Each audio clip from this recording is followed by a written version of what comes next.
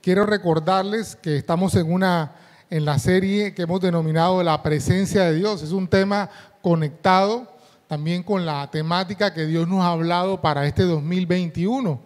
Este 2021 Dios nos habló que era el año de intimidad con Dios. Era el año en que nosotros íbamos a tener una revelación nueva de lo que es el Padre, del Padre Eterno. Y yo les compartía que para mí ha sido una oportunidad para dejar atrás todo lo que yo he aprendido en mis 21 años como pastor, 26 años como pastor, y este año 2021 ha sido, Señor, yo quiero comenzar a conocer una nueva dimensión de tu amor, a conocerte, a entender lo que es la presencia de Dios, y ha sido maravilloso cómo Dios ha ido cambiando, renovando ideas que tenía, ampliando y mostrándome cada día más la inmensidad de su amor y quién es Él. En uno de esos días que que salimos a correr con mi esposa, imagínate, 50 años que tengo yo de correr y de caminar y bueno, de todas esas cosas.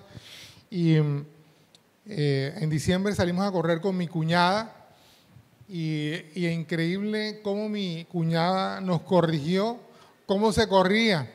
Estábamos corriendo mal, respirábamos mal, la forma en que poníamos los pies sobre o sea, usted sabe que uno va corriendo y el pie lo va poniendo sobre la tierra y ella nos decía, ustedes corren con las puntas de los pies, por eso es que se cansan tanto, por eso es que, o sea, después de 50 años aprender a correr, a caminar, y saben una cosa, eso también pasa a veces en la fe. A veces tenemos un recorrido y ya creemos que nos la sabemos toda y resulta que Dios vuelve a decirnos, quiero enseñarte a caminar. Y este 2021 precisamente ha sido un año en que Dios ha comenzado a enseñarnos cosas básicas, ha comenzado a enseñarnos cosas de nuestro caminar simple. Y bueno, hoy voy a tocar un tema que ya usted lo conoce de memoria, que la temática es la intimidad, pero el punto de partida que yo voy a utilizar esta mañana, usted lo conoce, yo creo que todos nos los aprendimos de memoria. Pero bueno, para reconectar, si es la intimidad con Jesús, se llama el mensaje de hoy, pero para reconectar, papi, la primera diapositiva, he venido hablándoles sobre la experiencia de Moisés, ¿cierto? Cómo Moisés, Dios lo llamó a la intimidad con él, porque la naturaleza del hombre no es buscar a Dios. Nosotros decimos, busca a Dios. Nuestra naturaleza pecaminosa no nos da para buscar de Dios. Es Dios quien se acerca a nosotros y busca los encuentros con el hombre. Y usted lo puede ver en el huerto del Edén. Apenas el hombre pecó, ¿qué hizo? Se ocultó y Dios salió a su encuentro. Y bueno, en el caso de Moisés también, Moisés estaba pastoreando ovejas y estaba en esos valles, en esos desiertos, y Dios se acerca a él con la zarza ardiente, se acerca, y él se acerca a la zarza por curiosidad, y es Dios quien propicia el encuentro. Entonces hablábamos domingos anteriores de la experiencia de Moisés sobre cómo se conectó con la presencia de Dios, cómo aprendió, y también ese aprendizaje ha sido toda una enseñanza para nosotros, aprender a acercarnos a Dios. Y cómo Dios no solamente se acerca a un hombre, sino cómo Dios también se quiere acercar a un pueblo, ¿cierto? Incluso la creación del tabernáculo, primero del altar o del arca de la presencia, que nos habla precisamente de ese lugar donde Dios quería descender para conectarse con su pueblo. O sea, Él no nos estaba queriendo enseñar sobre religión, sobre ritos. Él estaba tratando de mostrarnos cómo acercarse a nosotros. Y yo les he venido diciendo durante todos estos domingos que desde Génesis hasta Apocalipsis tenemos un Dios que nos creó para relacionarse con nosotros. No para mirarnos a la distancia. Bueno, yo los creé allá y yo desde acá Desde acá los miro y ustedes resuélvanse allá como puedan y yo desde acá los voy y si se equivocan los castigo. No. Él nos creó, nos puso en un lugar nos creó y siempre ha mantenido su intención de relacionarse con nosotros. Y la historia de Apocalipsis, que es la historia de la eternidad, es la historia de cómo vamos a vivir nosotros cercanos, conectados con Él por la eternidad. Entonces, estamos en ese proceso de aprendizaje. Aprendimos también sobre la casa de Abinadab. Todavía estoy en la primera diapositiva, recordemos. Cómo la experiencia de la visita del arca, de la presencia de Dios en la casa de Abinadab. Cómo Abinadab, que significa padre generoso, padre bueno, cómo la presencia de Dios en la casa de una persona generosa y buena, no pasó nada. Dice la Biblia, en la casa de Abinadab por 20 años nada pasó. Y es que la manifestación de la presencia de Dios no depende de que si somos buenos o no. Es una gracia especial de Dios. Y eso es lo que se ve después en la casa de Obed-Edom, donde ya el tercer mes comenzó a rumorarse y a contarse de que la casa de Obed-Edom era prosperada. Todo lo que había en la casa de Obed-Edom era prosperado. Y ya no tenía que ver nada con que si era padre bueno o malo, sino una gracia especial. Algo pasó con Obed-Edom y su casa, que allí la presencia de Dios trajo prosperidad a todo lo que había allí. Y David, que valoró la presencia de Dios, se esforzó, movió sus ejércitos, todo el pueblo, empoderó todo el pueblo y toda su familia para que trajeran la presencia de Dios, no solamente a la ciudad, sino a su casa. Y bueno, y le diéramos el lugar que correspondía. Y parte de todo eso también hablamos de la experiencia. Mi esposa estuvo hablando de la experiencia de Mical, una de las esposas de David, y cómo esta señora, por todos sus traumas, por todos sus dolores, no pudo valorar ni entender lo que David estaba haciendo, adorando al Señor, y al contrario lo cuestionó. Y cuenta la historia que esta mujer vivió amargada, triste, y nunca pudo tener hijos. Tal vez eso la llenó todavía de más amargura. Y cómo necesitamos ser sanos en nuestro corazón para poder entender lo que es la adoración y acercarse a Dios. Una persona que tiene su corazón dañado no va a poder entender cómo otro se acerca a Dios, alaba, levanta las manos, brinca, fanáticos. Y bueno, tú eres como loco, porque no entiende lo que está ocurriendo, porque su corazón está dañado. Y parte del pueblo de Dios también vive esa experiencia. Cuando otros están adorando al Señor con libertad, lo cuestionan. A mí no me parece que eso sea de Dios. Yo como que no. Entonces, es una realidad que se mueve dentro del pueblo de Dios y en el mundo. La crítica a lo que no entendemos y a lo que no valoramos. Pues bien, hoy, como les digo, vamos a aprender ya no de Moisés, de Abinadab, de Obed-Edom, de los otros personajes del Antiguo Testamento que son importantes y que precisamente en la Biblia están allí porque Dios tiene un mensaje para nosotros. No, hoy vamos a aprender de Jesús. Y ya estamos hacia el final de esta serie. De hecho, Dios ya comenzó a hablarme sobre cuál es la temática que continúa. Pero mirando el mejor modelo que nosotros tenemos, que es Jesús, vamos a aprender algunas cosas. Y bueno, arranquemos con una porción que nosotros hemos memorizado, que es el fundamento bíblico del mensaje de hoy, que está en Mateo capítulo 6, versículos... Vamos a leer, yo puse ahí 9 al 13, pero vamos a hacerlo desde el versículo 5 en adelante.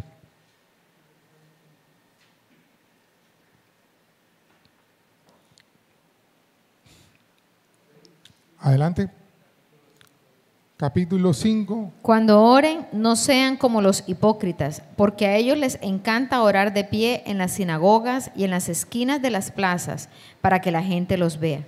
Les aseguro que ya han obtenido toda su recompensa. Pero tú, cuando te pongas a orar, entra en tu cuarto, cierra la puerta y ora a tu Padre que está en lo secreto. Allí tu Padre que ve lo que se hace en secreto te recompensará. Y al orar, no hablen solo por hablar como lo hacen los gentiles, porque por sus muchas palabras no sean como ellos, porque su Padre sabe lo que ustedes necesitan antes de que se lo pidan. Ustedes deben orar así. Padre nuestro que estás en el cielo, santificado sea tu nombre, venga tu reino, hágase tu voluntad en la tierra como en el cielo. Danos hoy nuestro pan cotidiano, perdónanos nuestras deudas como también nosotros hemos perdonado a nuestros deudores. Y no nos dejes caer en tentación, sino líbranos del maligno. Porque si perdonan a otros sus ofensas, también los perdonará a ustedes mi Padre Celestial. Pero si no perdonan a otros sus ofensas, tampoco su Padre les perdonará a ustedes las suyas. Bueno, hasta ahí. Ok.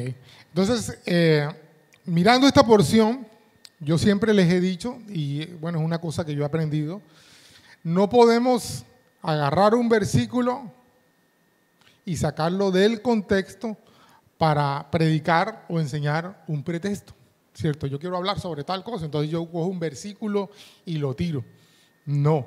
Para poder hacer una buena interpretación, yo tengo que mirar el contexto. Entonces, para poder entender lo que se llama la oración modelo o el Padre Nuestro, yo tengo que mirar el contexto. ¿Por qué lo dijo Jesús? ¿En qué contexto lo dijo Jesús? ¿Qué estaba pasando allí? Y lo primero que yo tengo que mirar está en el capítulo 5. En el capítulo 5, versículo 1, arranca lo que se llama el Sermón del Monte.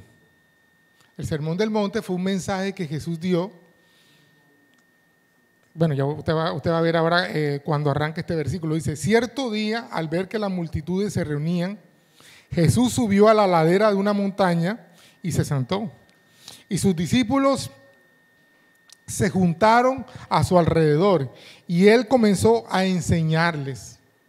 ¿A quién les estaba enseñando? A sus discípulos, exacto. Pero él vio, o sea, él estaba hablando a sus discípulos. Es como si yo me paro acá y yo veo que todos están aquí. Diego, que es la persona, los que nos ven en la cámara, Diego está aquí al frente mío. Entonces, Diego, tú tal cosa. Y cuando llegues tienes que ponerte el tapabocas. O sea, comienzo a enseñarle a Diego.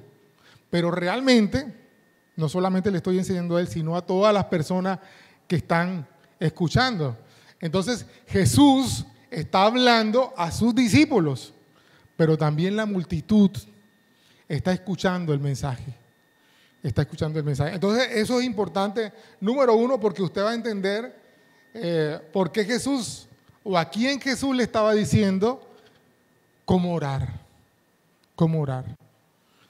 ¿A quién Jesús le estaba diciendo? Cuando ustedes oren, no sean como otros, como los hipócritas, no sean como los fariseos, no sean como los gentiles, ¿cierto? Entonces, número uno, el Sermón del Monte en principio está dirigido a los discípulos.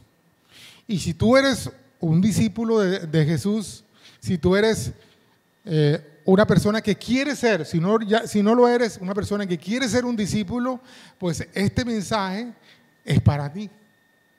Y esta enseñanza sobre la oración, sobre la intimidad, es para ti.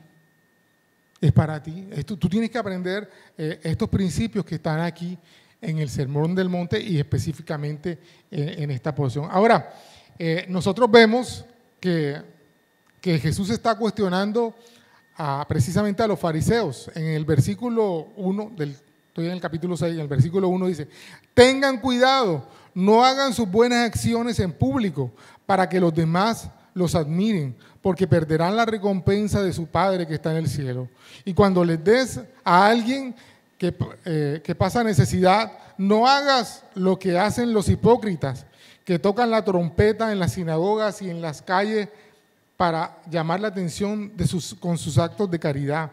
Y les digo la verdad, no recibirán otra recompensa más que esa. Pero tú, cuando le des a alguien que pasa necesidad, que no sepa tu mano izquierda lo que hace tu mano derecha y entrega tu ayuda en privado y tu Padre, quien todo lo ve, te recompensará. Entonces Jesús, antes de entrar en esta enseñanza, ahora dice el versículo 5, cuando ores, o sea, Él está diciendo a sus discípulos que no fueran como los fariseos que hacían todo para el reconocimiento público. También les dice, no hagan lo mismo con el tema de la oración. Ahora, sobre este punto siempre ha habido, o en algunos momentos ha habido discusión, porque la gente dice, pero la Biblia dice que tú no debes estar orando en público, ni está haciendo para que la gente te vea. Espérate un momentico. Como estamos hablando de contexto, en este momento de la historia, Jesús le está diciendo a sus discípulos, no oren en público para que sean reconocidos, para que la gente los vea orando. Pero va a venir el momento ya más adelante en la historia de Jesús en que Jesús comienza a animarlos a que hablen en público. Porque hay un ejercicio del discípulo de manera pública, pero hay un ejercicio del discípulo de manera privada. Para arrancar, lo primero que tú tienes que tener es el ejercicio en privado. Y ese ejercicio en privado no tiene que la gente saberlo. No tiene que ser público. Pastor, yo vengo, o a veces los pastores somos los que hacemos. Diego, no me hables ahora porque vengo de 2 horas de estar orando en lenguas. Entonces, una cosa que, y esto porque me lo dice el pastor, y eso es, o sea, no hay necesidad. Es una cosa en privado que yo hago. Ahora, todo lo que hacemos en privado se ve en público. Todo se ve en público. Te voy a poner 2 ejemplos, uno bueno y uno malo. El bueno es que cuando tú has estado en la presencia de Dios, cuando tú realmente has estado en comunión y oración, la gente te lo ve. Tú no tienes que dártelas de nada, la gente te lo ve. Hay algo especial en esa persona.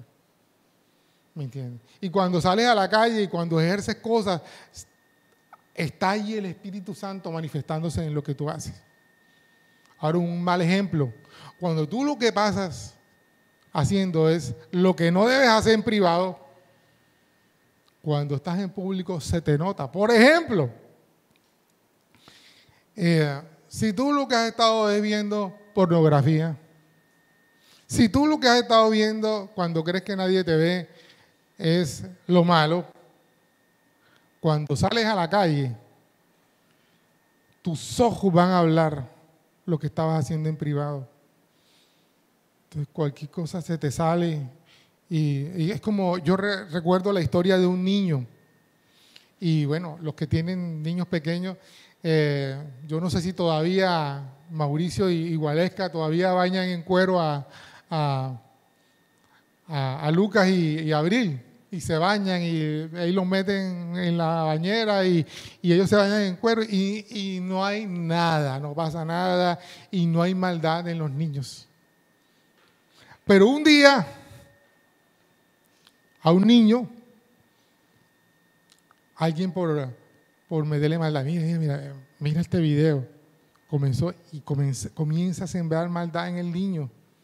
La próxima vez que el niño ve a una niña, no lo va a ver con los mismos ojos.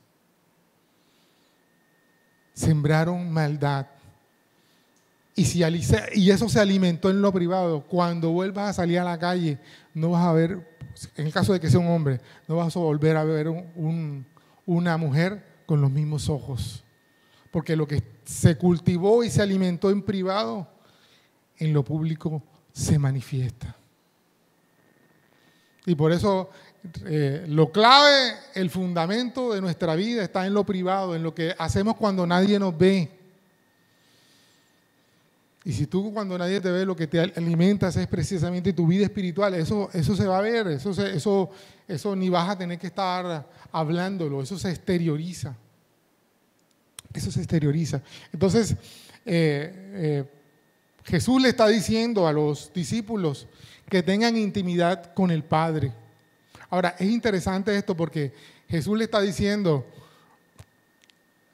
tu Padre que está en lo privado, tu Padre que está esperándote. ¿Por qué? Porque la comunión ahí es con el Padre. Ahora, hay errores que la gente comienza a enseñar, entonces tú oras mal, porque tú oras al Espíritu Santo. Porque aquí en esta porción dice que ves al Padre. Claro, en este momento histórico Jesús está revelándoles al Padre. Todavía no les ha hablado del Espíritu Santo, todavía no les ha hablado, ni siquiera revelado completamente quién es Él. Entonces por eso Él no habla ni del Espíritu Santo ni del Hijo. Va a haber el momento más adelante de la historia en que Él comienza a hablar del Espíritu Santo. Pero en este momento Él está diciendo a sus discípulos, oren al Padre. Oren al Padre. Y un buen discípulo es aquel que entiende que su comunión es con el Padre. Ahora, ¿cómo llegas al Padre? Bueno, más adelante Jesús les dijo, nadie viene al Padre sino por mí, o sea, por Jesús. Y también más adelante Él le dice, el Espíritu Santo les va a revelar quién soy yo y quién es el Padre. Y los tres son el mismo Dios, ¿cierto? También Pablo y Pedro hablan de eso, muestran cómo cuando tú hablas con el Espíritu Santo estás hablando con el mismo Padre y estás hablando con el mismo Hijo. Entonces a veces nos enredamos en una discusión e incluso hay una vertiente de los cristianos que te preguntan, Valentina, ¿en quién te bautizaste tú? ¿En el nombre del Padre, el Hijo y el Espíritu Santo o en el nombre de Jesús? Y si Valentina dice, en el nombre del Padre, del Hijo y del Espíritu Santo, estás mal bautizada. Porque dice la porción en Hechos que te tienes que bautizar en el nombre de Jesús. Y no miramos el contexto, que ahí está revelado el Espíritu, está revelado el Hijo y está revelado el Padre. Entonces, sacamos de contexto porciones y enseñamos y las entendemos mal. En este momento Jesús le está diciendo, tengan comunión, con intimidad con el Padre. ¿Y cómo es eso? Ciérrate en tu habitación y ora al Padre que te está esperando. Te está esperando. Entonces, ahí comienza Jesús a enseñarles sobre cómo orar, porque ellos no sabían. De hecho, el mismo texto paralelo que está en Lucas, en el capítulo 11, versículo 1, dice, Jesús, una vez que estaba orando, en cierta ocasión, cuando terminó, uno de los discípulos se le acercó y le dijo, Señor, enséñanos a orar, así como Juan enseñó a sus discípulos. Y Jesús les dijo, deberían orar de la siguiente manera. Padre, que sea siempre santificado tu nombre, que tu reino venga, etcétera, etcétera. Esta es otra traducción de la misma porción. Pero fíjense, en Lucas, esto del Padre Nuestro es una respuesta a una petición de los discípulos diciéndole a Jesús, Señor, enséñanos a orar. Entonces le digo, bueno, ¿usted quiere aprender a orar? Comienza a orar así. O la forma de orar es la siguiente. Lo primero que tienes que hacer es santificar o adorar el nombre del Señor. ¿Y por qué el nombre del Señor? Bueno, eso se lo voy a decir más adelante. Pero en la siguiente imagen, papi, en la tercera, 1, 2, 3, en la cuarta imagen, dice, pero tú cuando ores, que es el mismo versículo 6, aparte, a solas, cierra la puerta y ora a tu Padre. Los discípulos debían orar, intimar con el Padre. La oración era una forma de comunicarse con Él. Comunicarse con Él. Ahora, esta comunicación no es de una sola vía. Yo hablo y escúchame, Dios, a toda la retajila de cosas que tengo que decirte. No, en la comunicación efectiva yo hablo y hay uno que responde, ¿cierto? Y nosotros tenemos que aprender eso, hablarle a Dios y esperar a que Él nos responda. Esta mañana estaba escuchando a alguien, bueno, no sé dónde lo escuché, que esta persona decía, mi amigo Rodrigo, el jefe de Milena, él estaba diciendo, yo oro y canto al Señor y el Señor me responde en su palabra. Sí, creo que él era el que me estaba diciendo, era interesante eso. Hay muchas formas en que yo puedo presentarme a Dios y orar y alabar. Y Él me va a responder de la manera más segura a través de su palabra, ¿cierto? Enseñarme a través de su palabra. Y una cosa que me llamó la atención, la palabra oración, papi, la que sigue. La palabra orar o oración que se utiliza aquí en esta porción de Mateo capítulo 6 es la palabra en griego proseuchomai. Y esta oración o esta palabra se refiere a una oración que tiene compromiso. O sea, cuando nosotros oramos a Dios, nuestra oración es de compromiso. O sea, no es palabrería. Por eso es que dice en el versículo 5, cuando ores, no hagas como los hipócritas, a quienes le encanta orar en público, en las esquinas de las calles, en la sinagoga, para que todos puedan verlo. Y les digo la verdad, no recibirán otra recompensa más que esa. Pero tú, cuando ores a solas, cierra la puerta, papá. En el versículo 7, cuando ores, no parlotes de una manera interminable, como hacen los seguidores de otra religión. En esta versión dice así. Cuando ores, no utilices repeticiones y repeticiones sin sentido. Porque acuérdate, Él está diciendo a sus discípulos que cuando oren, oren comprometiéndose en lo que hacen, en lo que dicen. Y yo te quiero decir otra cosa, es que nosotros a veces decimos cosas y no sabemos que estamos orando. Voy a poner un ejemplo. Hace años yo le decía, cuando yo era pastor de jóvenes en Cartagena, yo veía que los jóvenes cantaban unas canciones. Por ejemplo, había una canción que dice temprano yo te buscaré, de madrugada yo me acercaré a ti. Y yo me los quedaba mirando. Y cuando ellos se bajaban de la tarima, yo les decía, mira, mijo, ven acá. Tú de madrugada te estás levantando a orar. Pastor, es que, si tú estás diciendo eso en la oración, en las canciones, canta lo que realmente tú estás viviendo. Había otra canción que decía, mejor que la vida es. Yo decía, mejor que la vida, para ti realmente mejor que la vida es la presencia de Dios. Y ellos me decían, sí, pastor, claro que sí. Entonces yo le decía, si tu novio, si Dios te dice, deja el novio por mí, tú lo vas a dejar. Ay, pastor, la noviecita esa que tú tienes, si Dios te pidiera que la dejara, tú la dejarías. Ay, pastor. Entonces no cantes una cosa que no vives. Porque la oración que Dios está esperando de sus discípulos es una oración que tiene compromiso. Por eso, como dice ahí, no puede ser vana palabrería, repetición sin sentido.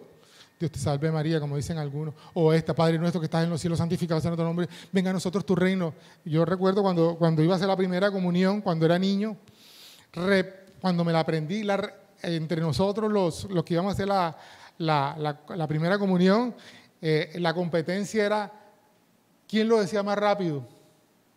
Y comenzaba, Padre nuestro que estás en los cielos, santificado sea tu nombre, y las otras dos, todas, pero rápido, sin entender lo que estábamos diciendo. Hoy, como cristiano, que ya yo entiendo que estoy diciendo, cuando yo leo esta oración, yo digo, Dios mío, que sea una realidad. Que para mí sea el deseo de que se haga tu voluntad tanto en los cielos como en la tierra. Que realmente yo pueda perdonar para que tú me perdones. Que yo pueda realmente apartarme del mal, como dice en la oración, ¿cierto? Y yo te digo, esta oración, vamos a mirar más adelantico, papi, la que dice su intimidad toca, porque esta oración, que es un modelo, Jesús no le estaba diciendo, repite esta oración, porque si tú la repites es una vana repetición, es una palabra sin sentido y no es esa oración que te compromete con Dios. Si tú solamente estás repitiendo como loro. Pero cuando tú estás adorando al Señor, Señor, yo santifico tu nombre. Y santificar es entender la dimensión de lo santo que es el nombre del Señor, ¿cierto? Los judíos hasta ese momento histórico y bueno, y hasta hoy, ellos no dicen el nombre de Dios, porque es tan santo que ellos no lo pueden mencionar. Por eso ellos dicen Elohim, hay otros que dicen el Eterno, pero nosotros que somos los occidentales, que somos más atrevidos, decimos Jehová, Yahvé, pero ellos no. Es demasiado santo el nombre del Señor como para mencionarlo. Y acuérdate, como dice uno de los mandamientos en Éxodo 20, ¿cierto? No utilizarás el nombre de Dios en vano. Y nosotros que ya hemos perdido ese respeto, esa condición de adoración, por Dios santísimo, Dios es testigo. Y bueno, no sé cuántas expresiones más nosotros hacemos y a veces los más atrevidos. Dios me mostró y el Señor te dice, los más atrevidos, ¿cierto? Sin tener en cuenta que el nombre del Señor debe ser santificado. Y eso nos habla de adoración, de reconocer el señorío de Dios en lo que hacemos. Entonces Jesús le está diciendo, cuando tú vayas a orar, lo primero que tú tienes que hacer es adorar el nombre del Señor. Santificado sea tu nombre, Señor. Tú eres tan santo y yo soy tan pecador. No soy digno de que tú me visites. Pero gracias, Señor, por visitarme. También dentro de ese espacio, dentro de ese modelo, existe el orar por la provisión. Danos hoy el pan de cada día. Hoy oraríamos de otra forma, Señor, que no falte la leche en mi casa, que no falte el arroz. ¿Me entiendes? Y no porque, acuérdate, dice más adelante, Dios conoce todas las necesidades, Dios conoce todo lo que falta. Y es interesante, pero el ser humano no es consciente realmente de lo que necesita, pero Dios sí. El otro día le preguntábamos a alguien, y Dios en alguna oportunidad también lo hizo con nosotros, estaba agobiado por las deudas. Y mi esposa le preguntó, fulano, ¿y exactamente cuánto tú debes? Pastora, un poco de plata. Sí, pero ¿cuánto es un poco de plata? Ni siquiera sabía cuánto debía. Una vez el Señor también nos hizo la misma pregunta. Sí, pero ¿cuánto necesitan? ¿Cuánto deben? Y nosotros hicimos una lista. Eso era cuando íbamos a salir de República Dominicana para acá. Y mi esposa decía, no podemos irnos, mijo, si no hemos pagado hasta el último peso. Nuestro testimonio. Yo le decía, mi amor, Dios va a proveer, pero ¿cuánto debemos? No sabíamos. Y nosotros hicimos una lista, le debíamos a Codetel. Codetel es como UNE, por la instalación del cable y todas esas cosas. Entonces, allá en esa época, usted hacía un contrato yo no me acuerdo cuánto era la cantidad, y mensualmente lo iba pagando. No podía cancelar el contrato hasta que no pagara todo. Entonces le debíamos todavía a Codetel tanto. Entonces, bueno, tanto a Codetel, tanto en tarjeta de crédito, tanto en esto, sacamos una cuenta, la cuenta de cuánto debíamos. Y cuando nosotros hicimos esa relación de lo que debíamos, comenzamos a ver cómo Dios comenzó a proveer. Apareció, recuerdo, un cheque de $500. Alguien nos dio un cheque de $500 y comenzamos, bueno, estos $500 al cambio son lo que debíamos en la tarjeta de crédito. Limpiamos la tarjeta de crédito, la cancelamos. Y luego llegó la provisión para otra cosa, luego otra cosa, y fuimos pagando todo. Compramos el tiquete, ¿te acuerdas, mi amor? Para venir a Colombia a crédito. Había una persona de una agencia de crédito que era discípula de Milena y ella nos fió los tiquetes de crédito. Cuando quisimos viajar, ya habíamos pagado los tiquetes. O sea, nos fuimos sin deber ni los tiquetes. O sea, Dios fue proveyendo, pero necesitábamos saber cuánto necesitábamos. Por eso, en tu oración tiene que haber exactamente cuánto necesitas o qué necesitas. Ay, Señor, tú sabes lo que yo necesito. Sí, Dios lo sabe, pero tú no. Entonces, ¿qué va a pasar? Dios te va a proveer y la provisión que Dios te dio te la vas a gastar en otra cosa. Algo nos pasó alguna vez eso. Necesitamos, y a veces a algunos de ustedes le hemos dicho eso. Dios dio una provisión para eso, inviértele en eso. Ay, pastor, pero es que yo tengo otras necesidades. Pero Dios te lo dio para eso, porque eso fue lo que tú pediste. Entonces, destínalo a eso. Y eso va a mostrar que tú realmente eres buen administrador. Pero si Dios te da una cosa y tú te la gastas en otra, aunque sea con buenas intenciones, no eres un buen administrador y no eres obediente. Entonces Dios no te va a poner sobre más, ni te va a dar más. Tienes que ser obediente en lo poco. Ahora, todo no puede ser que nosotros nos acercamos a Dios solamente por provisión. Fíjate, está en el tercer lugar. Todo no puede ser por provisión. Y yo les digo, es como todos los que tenemos aquí hijos. O sea, ¿tú te imaginas lo harto, si se permite, o lo triste que sería que los hijos nada más se acercaran a nosotros para pedirnos cosas y ya? Que Lucas nada más se acercara a ti, Mauricio. Papi, quiero gaseosa. Papi, quiero empanada. O sea, en tu corazón tú dices, oye, mis hijos nada más se me acercan a mí para pedir. Sino que, acuérdate, acércate a tu Padre. Y cuando te acercas a tu Padre también tienes que acercarte para honrarlo y reconocer el señorío. Señor, yo por ahí vi en una película una oración y el tipo decía, Señor, sé que yo te tengo olvidado, pero ayúdame en esto. Y este tema del señorío, ¿cierto? Y de la humillación. Cuando Jesús nos enseñó, Señor, pasa de mí esta copa, que no se haga mi voluntad, sino la tuya. Y cuando nosotros estamos frente a las dificultades, ¿y qué hacemos? Y decimos, Señor, yo no quiero pasar por eso, Señor. Señor, ¿por qué tanta prueba? ¿Por qué tengo que pasar por eso? ¿Por qué? ¿Cuál señorío de Dios? Nuestra oración, al contrario, tiene que llevar eso. Reconocer, Señor, yo no entiendo por qué estoy pasando por esto. Pero yo me rindo. Yo me humillo delante de ti, Señor, para que se haga tu voluntad.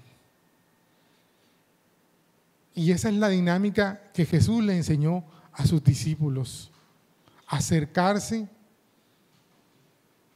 para ir humillándonos, doblegándonos, porque cuando nosotros pedimos por provisión, vuelvo y digo, Dios sabe lo que necesitamos, pero nosotros también tenemos que reconocer que Él es el que va a proveer lo que necesitamos.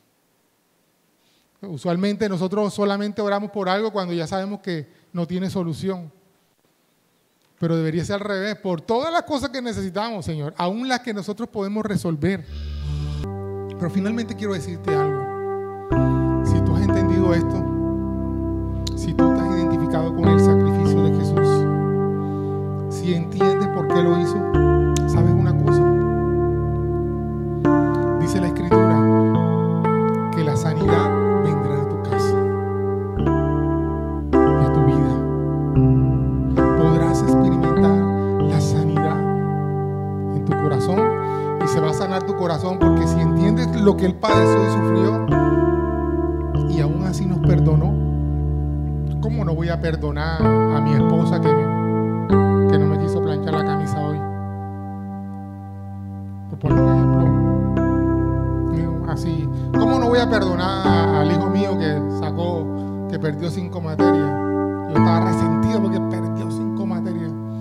Si yo miro lo que Jesús hizo y me perdonó todas las infidelidades que yo he cometido, las mentiras, las malas palabras, hasta las veces que me he quedado con la plata de Él, todo lo que he hecho en mi vida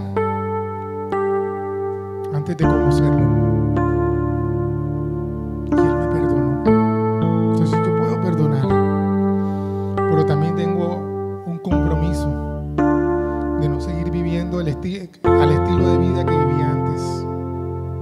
Y eso es parte del fruto de la conversión. Dice, el que robaba, no robe más. El que mentía, no mienta más. ¿Cómo muestras tú realmente que valoraste eso? En que hay un verdadero arrepentimiento.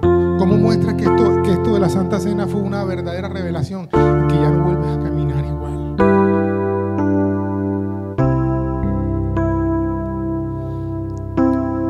muestro que yo que entendí lo que estaba ahí, es que hoy voy a comenzar a tener una vida de oración y de intimidad con Dios. Amén.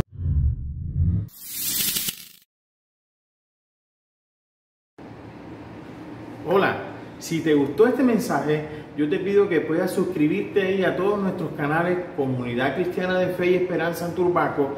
Dale like a este mensaje y activa las notificaciones para que no te pierdas ninguna de las cosas que Dios está haciendo a través de nuestros servicios.